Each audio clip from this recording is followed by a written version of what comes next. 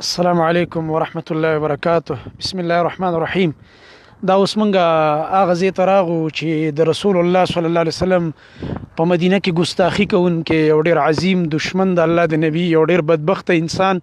او د یهودیانو سردار کعب بن اشرف چې د الله د نبی صلی الله علیه وسلم ډېره ګستاخي به دی ظالم کوله، تکلیف به ورسو د رسول الله صلی الله علیه وسلم خلاف به دی کعب بن اشرف یهودي سردار د ډېر سازشونه کول او ډیره بده خوله به د خوځوله. رسول الله صلی الله علیه وسلم د دنه ډیر زیات تنګو او حدیث د بخاری کې مرضی دا هغه يهوديان دي، دا د هغوی ځای دی او دا د هغوی زماني کوی دی، د هغه يهوديانو دا وګورئ جي. او ان شاء الله تاسو ته دې پروګرام کې موږ داسې معلومات درکو چې مخکې به تاسو ته دا نه درکړې شوي اول ځل، او دا هم ستاسو زموږ خوش قسمتي ده چې زه مخکې دلته راغلی وم نو دا جالم نه اوس جالم تاوش کیدای شي بل ځل راځو دا جالم تالی ځکه اوس پکې دروازه کولاو وه، بیا به دا پابندي م ولګي چې هلته موږ نه شو راتلی. زه دا هم خوش قسمتي وه چې دروازه کولاو وه، موږ راننوتو او تاسو ته نږدې نه دا ځایونه ښایو. دا د هغه پیغمبر د دشمن اخري انجام، دا د هغه ګټې، دا د هغه قلعه، دا د هغه شړ کلی او هغه شړ ځای چې شپږ کمرې وي پکې. نن د هغه بدبخته نوم او نشان ختم شو. هغه بدماش د مدینې او د رسول الله صلی الله علیه وسلم امت هغه په ټوله دنیا کې خور دی الحمدلله. چا چې د نبی صلی الله علیه وسلم نوم ختمو هغه ختم شو او د الله د نبی صلی الله علیه وسلم نوم باقی دی او قیامت پورې به باقی. چې د الله د نبی نوم او دنیا به وي او چې کله د اسلام او د الله د نبی صلی الله علیه وسلم نوم ختم شه، الله مکه الله دې هغه وخت زموږ ژوند کې نه راولي، بیا به دا دنیا هم ختمیږي، بیا به قیامت قایمیږي. دا د هغه کعب بن اشرف یهودي قلعه ده، دا د هغه زمانې زاړه زاړه دیوالونه دي، شپږ کوټې پکې. دا تاسو کتی شئ محترم ورونو نږدې نه وګورئ، دا د هغه یهودي قلعه ده، دا هغه دیوالونه دي، دا هغه یهودي کعب بن اشرف کور دی. دا او دا واقعا ته زه مختصر دا هغه ویم چې دا هغه څه بد انجام شو، دا هغه اخري انجام څومره ناکاره او الله رب العالمین څنګه د صحابه کرامو زمرو په لاس باندې هغه بدبخت خپل انجام ته ورسو. دا هغه دیوالونه دي، پلن پلن دیوالونه دي، ډېر غټ غټ چې داسې مزل پې باقاعده کېږي. ګوره داسې سمې لارې دي، دا د هغه زمانې پاخه پاخه دیوالونه دي. دا وګوره ډېر غټ غټ دیوالونه دي چې زه وایم چې اسونه پې ځغلی شي، داسې دیوالونه دي. دا وګورئ تاسو وګورئ جي، دا هغه باغونه دي د یهودیانو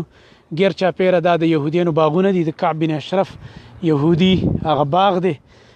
دا د هغوی ځای او کوی خو مې تاسو ته وښود. دلته هم کمرې دي، مخامخ هم کمرې دي. دا د هغه باقاعده د هغه زمانې د کعب بن اشرف یهودي قلعه وه. په دې کې نبی کریم صلی الله علیه وسلم چې د دې ظالم او بدبخته انسان نه ډېر تنګ شو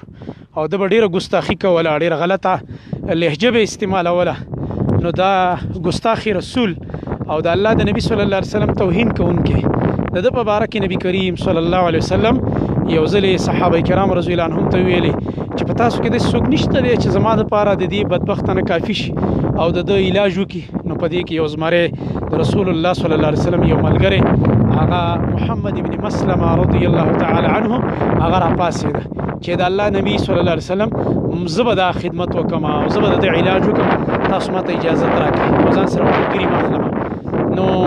د الله نبی صلی الله علیه وسلم ورته اجازت ورکړه. بیا د صحابي وویل چې دا خو چونکې ډېر غټ سردار دی او د خپل قوم مشر دی، د ده مرګ ماته لږ مشکل وي، زه به د الله نبي داسې یو کار وکړم، یو طریقه د ده د ګرفتارولو دپاره چې تاسو ماته اجازت وکړئ، زه به تاسو پسې لږې خبرې وکړم چې د ده په ما لږ یقین پیدا شي چې دا هم ګینې د خپل نبي خلاف شوی دی. نو هغه وله راغی د کعب بن اشرف ته، هغه صحابي محمد ابن مسلمه رضی الله تعالی عنه او د کعب بن اشرف ته وایي د یهودي ته چې یاره زموږ دا پیغمبر چې دی مړار وخت زموږ نه پیسې غواړي چې جهاد دی او پیسې راکوي او تعاون راکوي د دین لپاره، دا خدمت دی او دا او بس زما اوس پیسو ته ضرورت پیدا شوی، ته به لږ ما سره قرض ونه کړي. نو هغه کعب بن اشرف سردار زړه کې خوشحاله شو چې زه ګینې د رسول الله صلی الله علیه وسلم د ملګری خو د هغه خلاف شوی دی، ولې نه زه به سره قرض هم وکړم. یهود داسې دي چې بدبخته قوم دی، چا سره چې قرض کوي نو بخل پکې ډېر دی، دا سود خوري کوي. نو ورته ویل چې ولې نه، خو ته به ځکه بې حیا انسان او بې غیرت او د هغه زمانې د کعب بن اشرف نو ډېره غلطه خبره دی کعب بن اشرف وکړه دی صحابي ته چې قرض به درکړم خو په قرض کې به ته ما سره په ګاڼه کې ښځې به راسه کېنوئ. الله اکبر. هغه صحابي ته دا خو ډېره بده خبره ده او دا خو ډېره بې غیرتي ده چې ته زموږ نه داسې مطالبه کې او موږ به تا سره ایله بیله ښځې دغه کوو بیا خو به موږ له خلک پیغور راکوي او دا خو ډېره بې غیرتي ده. زه مړه خو بل څه ترتیب وکړه او قرض راله راکړه لږ هم په کار دی او مال هم په کار شوی دی. الغرض خو دې زه دې ته تیار شي اعتماد کې واخیسته. بیا مختصر واقع خوږده ده مختصر خلاصه تاسو ته وایم هغه دا وه چې محمد ابن مسلمه رضی الله عنه مرګري تیار کړه او یو ورځ ورپسې راغی او د خو مخکې نه اعتماد کې د کعب بن اشرف سردار اخیستی و چې زه ګینې دي مونږ قرض پسې راځو او هغه ورته ځان مکمل تیار کړ ملګري ځان سره راوسته او په دې کې ورته آواز وکړلو چې راوځه.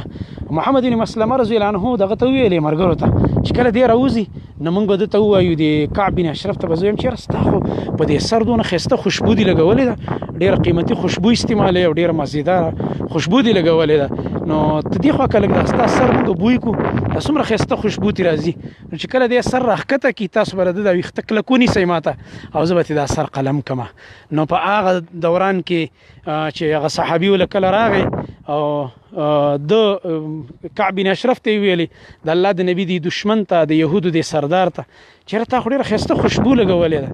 او دا ته لږ وښیه دا سر دی چې لږ موږ بوی کړو. بس صحابه کرام رضی الله عنهم ته ویښته کلک راونیول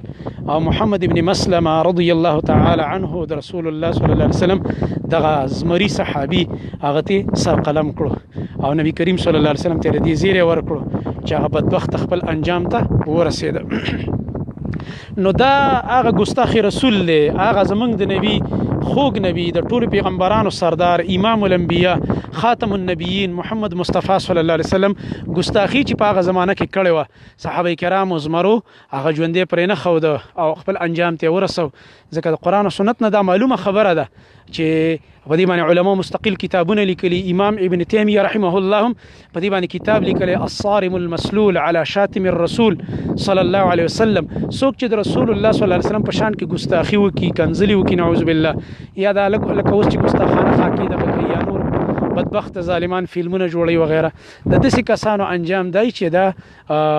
د ژوندي پرېښودو قابل نه او مسلمانان به د نه انتقام اخلي د خپل نبي صلی الله علیه وسلم د غیرت دپاره. نو بیا دغه بدبخت خپل انجام ته ورسېده. نن تاسو وګورئ د عبرت نمونه دا د کور دا د کعب بن اشرف کور دی چې دا موږ پکې ولاړ یو زموږ په شانته مسلمانان چې د 15مې صدۍ دي نن موږ د هغه په کور کې ګرځو او نن موږ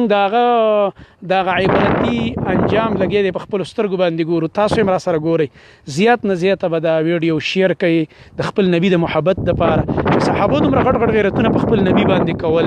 او موږ تاسو دومره نشو کولی چې یو ټک ورکړو دا ویډیو شیر کړو چې مسلمانان یې وګوري فایده ترې واخلي. دا زموږ د نبي صلی الله علیه وسلم او د صحابه کرام رضی الله عنهم دغه غیرت ځمکه ده او دلته چې چا د اسلام خلاف د نبي صلی الله علیه وسلم خلاف ګستاخي کړې ده صحابه کرام رضی الله عنهم هغوی ته عبرتناکې سزاګانې ورکړي د خپل دین د دفاع دپاره او دا چې کوم دی د هغې هغه علاقه ده کعب بن اشرف د خوا وشا چې تاسو ګورئ لګیا په دې ویډیو کې دغه دي د هغه زمانې چې کوم هغه کجورې وې اوس ختمې شوي اوس خو پکې کجورې نه کېږي او تاسو ته م هغه کوې مو ښوده اوس بېرته یو ځل بیا مو ښیم چې دا د هغه کعب بن اشرف دی کوې دی چې په هغه وخت کې به د دې ځای نه اوبه دغه کولې اوس دا کوې چې دی دا وچ شوی دی او دا نن د عبرت دپاره پاتې دی. دا تاسو وګورئ دا هغه کوې دی د هغه دور نه همداسې پاتې دی اوس وچ شوی دی. نو دا د کعب بن اشرف هغه مختصر واقعه وه او د هغې هغه انجام چې تاسو په سیرت کې دا واقع تفصیلي کتلی هم شئ او شاید چې تاسو به اورېدلی هم وه خو دومره ده چې نن موږ تاسو ته لا یو الحمدلله دا دغه وښوده. الله یې تاسو ټولو ملګرو له اجر درکړي. الله تبارک وتعالی تاسو ټول مکې مدینې ته د حجونو عمرو دپاره سره د خپل اهل و عیال راولي. څومره ملګري چې دا پروګرام زموږ اوري